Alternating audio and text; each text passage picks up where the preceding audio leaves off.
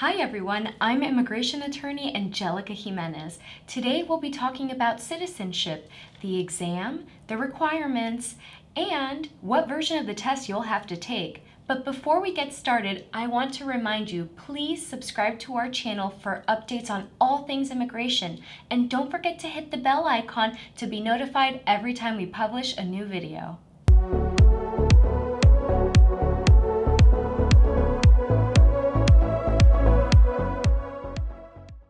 So in order to obtain your citizenship, you have to take an exam. What exam is that? It's a civics exam and also an exam to show that you understand the English language, that you can read and write in English. Now, some of you may say, I don't want to take the English language exam. I can show my knowledge of civics, but I'm nervous about taking an exam in English. And there are several options for those of you who don't want to do the test in English. So if you're at least 50 years of age and you've been a permanent resident for 20 years, you don't have to show your knowledge of the English language. You don't have to show that you can write or read English.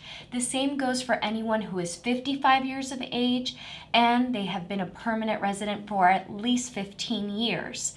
Now, there's special consideration for those of you who are above 65 years of age and have been a legal permanent resident of the United States for 20 years. You don't have to present the usual test. Usually the civics exam is 100 questions that you study and you're quizzed on any one of those questions.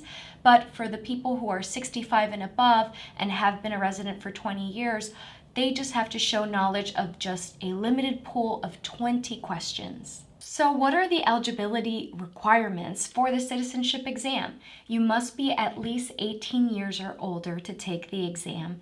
You must be a resident of the United States for at least 5 years.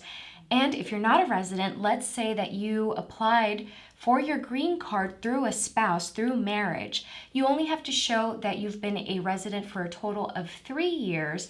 And of those 3 years, 2 of those years can be through your conditional residence, as long as you're still married to that U.S. citizen who had originally petitioned you. Keep in mind that you also must show that you are a person of good moral character and that you have physical and continuous residence in the United States. What version of the exam will you have to take? So as of April 19, 2021, you will no longer have to present the 2020 version of the exam. Everything will revert back to the 2008 version of the citizenship exam. The reason for this is because the 2020 version created some difficulties in the process. Did this video help you? Give us a like and don't forget to share with your friends and family. And do you have a question about citizenship? Are you questioning the moral character requirement or maybe your physical presence in the United States? Give us a call, 844-364-4727. And now I want to hear from you. Are you in the process of applying for your citizenship? Comment below.